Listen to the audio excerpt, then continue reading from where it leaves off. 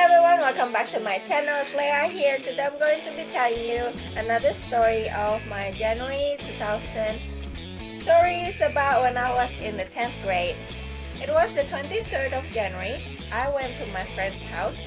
I told you about how we got the Jack and Beanstalk drama play at school, and the one that became giant. I visited her house that day and I got surprised to see the house, how big it was, and apparently in my conclusion she was a rich person because she had like swimming pool at the back of the house, and her older brother went to the USA to pursue like school. I'm not sure whether it was college or like high school. And my friend, the rich friend that I am telling you now about, had 2 maidservants and 1 chauffeur. And at that time, I went there with also my other friend, the one that became the mother of Jack, and me and the 2 friends made the script for the drama play, and also the 4th friend, Lorraine, also came over. Well, she had to come over, but she could not, so only 3 of us. And then we were practicing our lines, and that was from 9 o'clock in the morning till 3 o'clock in the afternoon. And then for lunch we had pizza, and it was really fun. We were trying on costumes, and also it was really fun when we started singing and dancing. And we also had CD on for music that has really top hits, fun songs that I liked. And then from her house I got picked up by my parents, and they took me to the sports club, and there I played tennis for 1 hour. Now I'd like to tell you about how we have got exams in this particular all-female popular school. It's different than my previous school, and I wrote down on the 7th of February year 2000 that the rules should be everyone, all the kids would have to come by 7 a.m. and by the time we all got to the school, all would have to wait in the hall, just sitting on the floor, and at 7 o'clock sharp it would be the bell. The bell would be rung by using hands that would, and then that time you have to all stand up and be in the lines according to the rooms that you're heading to. And this year, that year 2000, I was about to be in the room 15, and while we have all the lines, and it's surely it would be like hustling when you were like trying to be in the lines, you were like chattering, and then they would call, like for example, room 15, and then the line would go, and then you would go to the classrooms, and then we've got other rules also. Rule number 2, the bags would have to be outside of the classroom.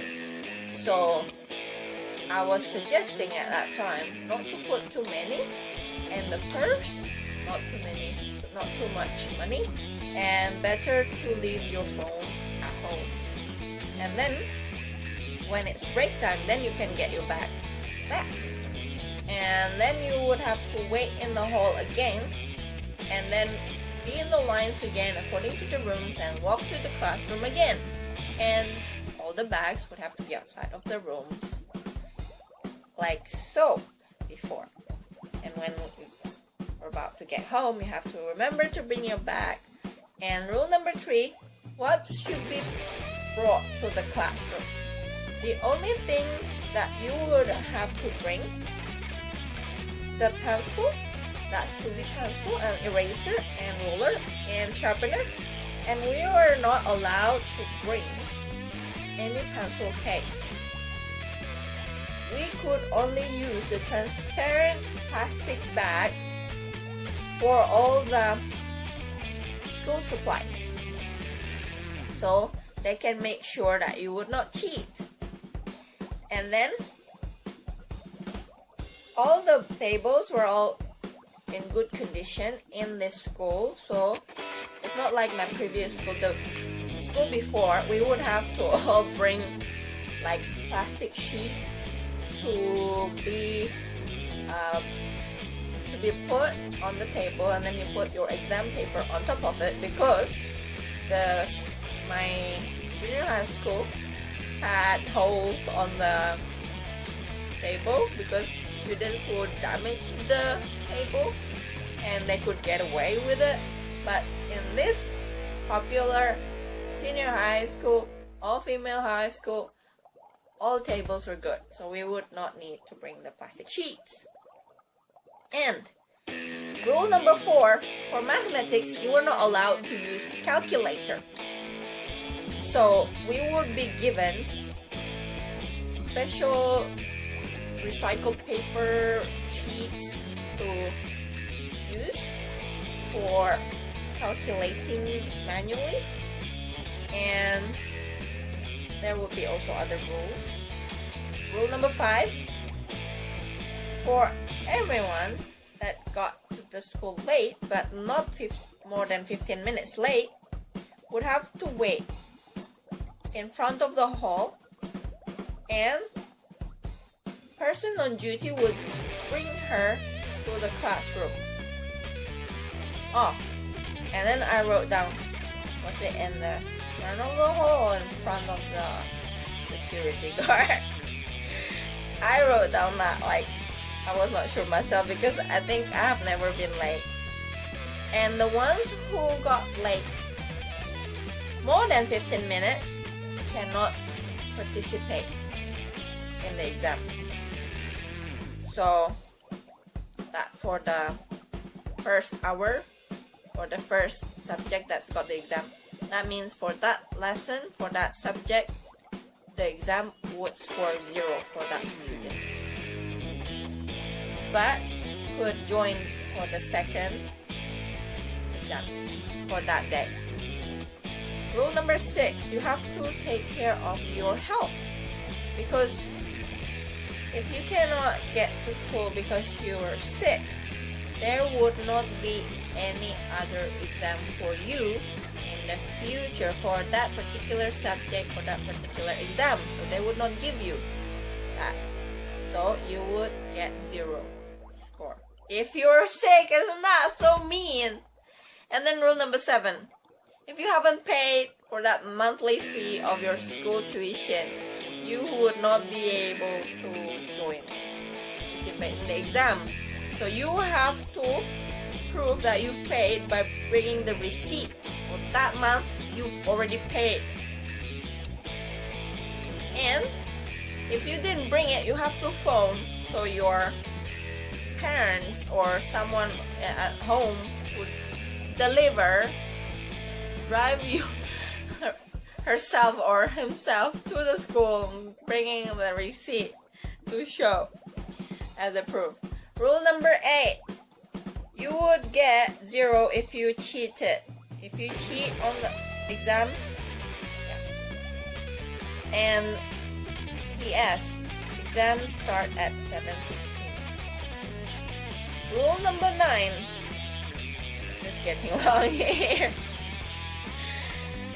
Every exam, the types of the questions will be multiple questions between 40 to 70 numbers.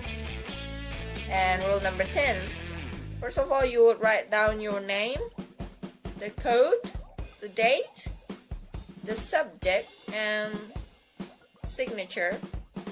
For the code, there's like on the so every table would have a code stuck in the corner, and you cannot write on it, you cannot peel it off or remove it.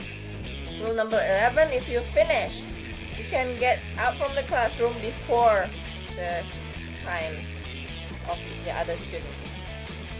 And you would just leave your school supplies on the table and in the room, but you would just have to bring the question pages and your, what is this LIK? Anyway, your answers, obviously. And then rule number 12, the school library usually would have novels for you to borrow. You cannot borrow anything during exams, but you can return it. So during exam days, you cannot borrow anything. And there's rule number 13, all the questions sheets you cannot take home. And rule number 14, all of the extracurricular activities would be, there would not be any activities for the afternoons for 1 week. But for the 11th of February, I've got the activity, the activities from Saturday up to Friday today, I see. That means even though the day after Friday would be still exam, there's still no activity for the extracurricular. Well, I think that's it for today. I would like to tell you some more stories in the next video or so. If you like this video, please give it a thumbs up and don't forget to subscribe also to my vlog channel.